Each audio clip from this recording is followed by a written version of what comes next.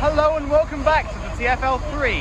Behind me is an HST, undoubtedly one of Britain's most iconic trains, which brings back nostalgia in many for the good old days of British rail, although their place on the modern UK rail network is a matter of dispute. This is actually my first time going on an HST, so I'm really looking forward to this. But what you might not know is that the HST has an Australian equivalent, the XPT. So today we're going to be going on both of them and comparing the two. But first, the HST back in Britain, which you all know and love. So let's go. It looks like so, guys. So you're passing the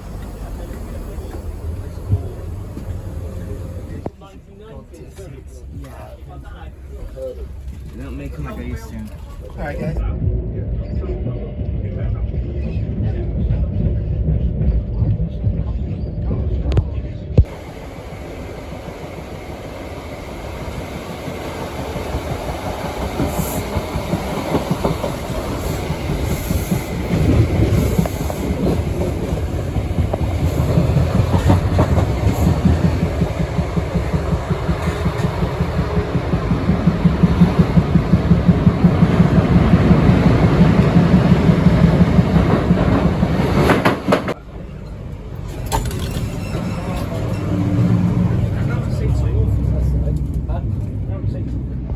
So far I am absolutely loving this train. It's quiet, calm and comfortable. All the things that I like in a train. Let's go have a look at the loo quickly. It's quite small. Let's just turn that around. Yeah, pretty clean. Yeah, not bad.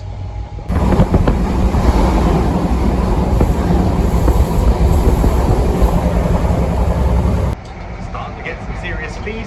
They don't call these HSTs for nothing. We're going to play a fun game. You're going to look at these people and see if they're good. Here's another magic trick. No! So I've got my friends here. They're going to be talking about the HST.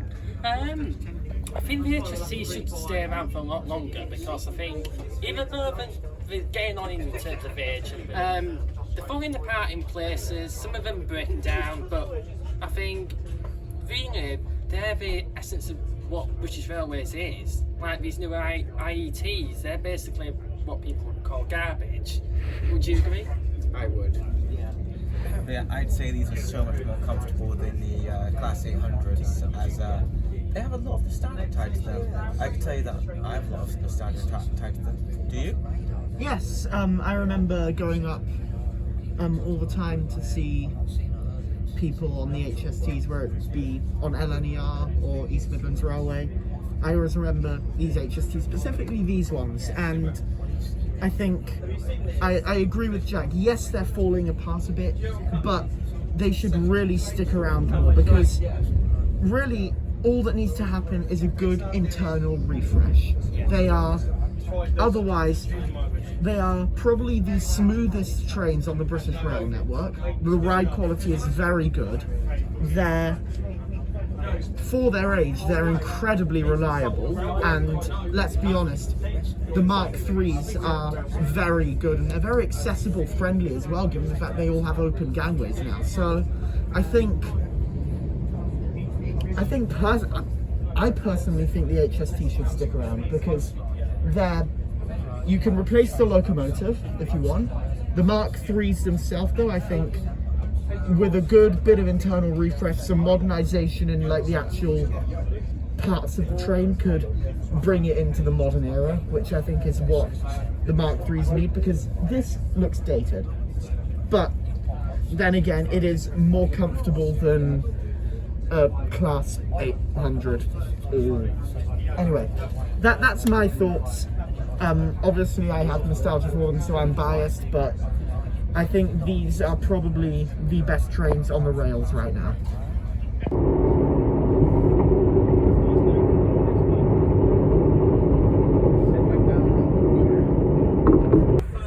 Seats are incredibly comfortable, and they are also not broken. Just always good to check. Too soon. Jack's seat was broken. Oops. And we've arrived at Banbury. Lovely stuff. So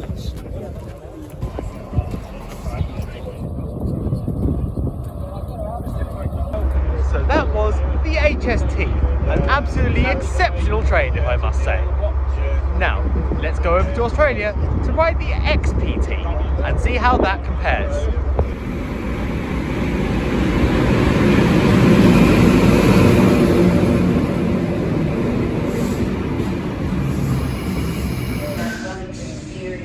Here's the XPT, let's get on.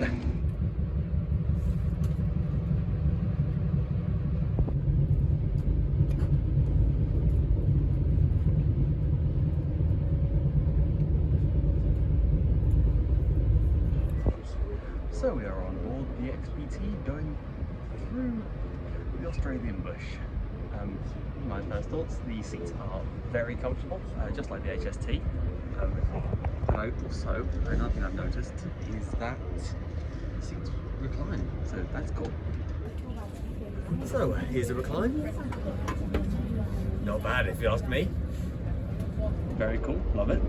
Not as long as the HSTs, and they're also not as fast, but that's because they're designed to handle tighter curves, especially on lines like Sydney to Melbourne.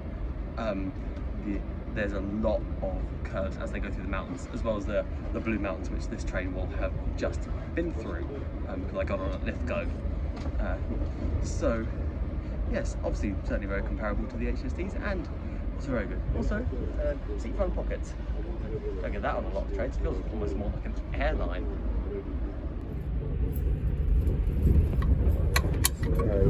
Some tray table here. Nice.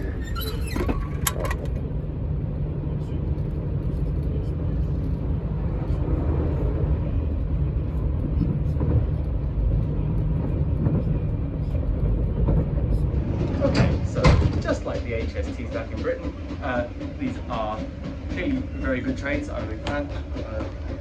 Here, get the openers. Yeah, still pretty small, but it does the job. Also, another thing that these trains have that I don't think any British train does, except like water dispenser. Let me see if it works. There we go. Let's take a cup here. Hard to do with one hand. Yep, it works. Yep, I got a cup of water from the train. Good water too. Wish more trains had that. That would be very helpful.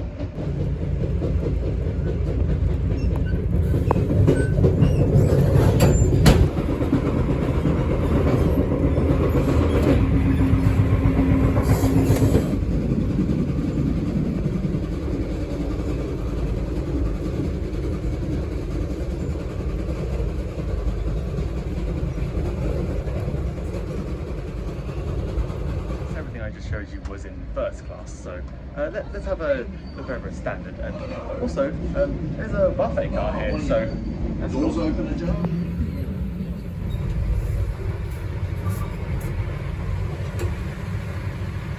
Okay, it is pretty much the same. It even still has the seat recline and the seat front pocket, so that's cool.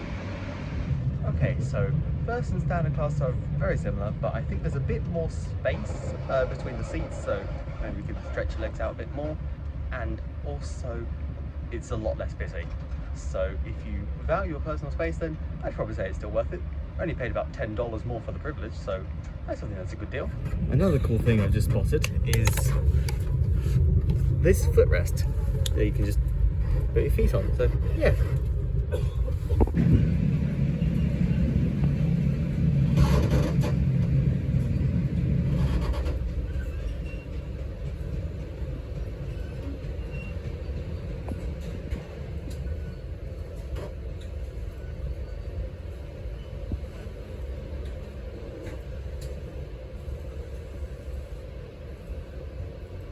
So we've just stopped at Taranah, the first stop on the service from Lithgow. Okay, it's actually the second because Rydler is a request stop. They're already moving again. So yeah, I personally really like these trains. massive fan. Obviously very comfortable with the HST, which I also absolutely loved. And yeah, equivalent comparisons are certainly merited. And yeah, they certainly suit the routes that they're on. Stuff like Sydney to Dubbo, Sydney to Melbourne, stuff like that. So yeah, thumbs up from me.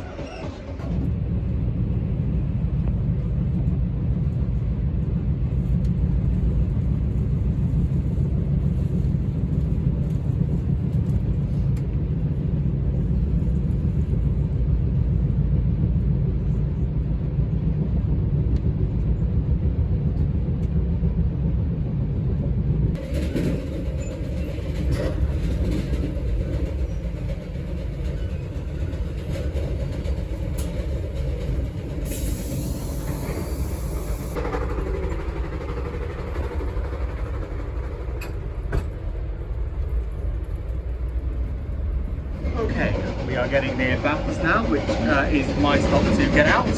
However, this train will carry on all the way to Dubbo, so yeah.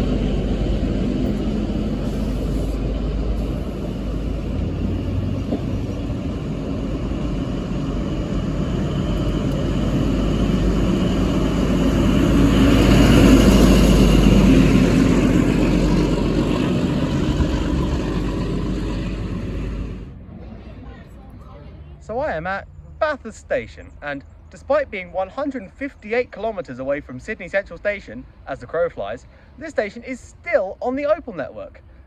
So you can't do it on the XPT because you have to reserve seats, but on the Blue Mountains line, you can just tap your card at Sydney and tap out here at Bathurst. And I think that's pretty cool because that's the equivalent of London to Birmingham, as the crow flies. Anyway, my thoughts on the XPT is that it was a very good train. I am a massive fan, very comfortable, very smooth ride, and just like the HSTs back in Britain. It's a shame that both of these trains are reaching the end of their lives, and both are set to be replaced in the not too distant future. Let's just hope that their replacements will be as good and as fit for purpose as the HST and the XPT. Anyway, thank you for watching. Don't forget to like, comment and subscribe. Thank you to the patrons and YouTube members. Thank you very much for your generosity. There will be a link in the description. And I'll see you all in the next one. Bye bye.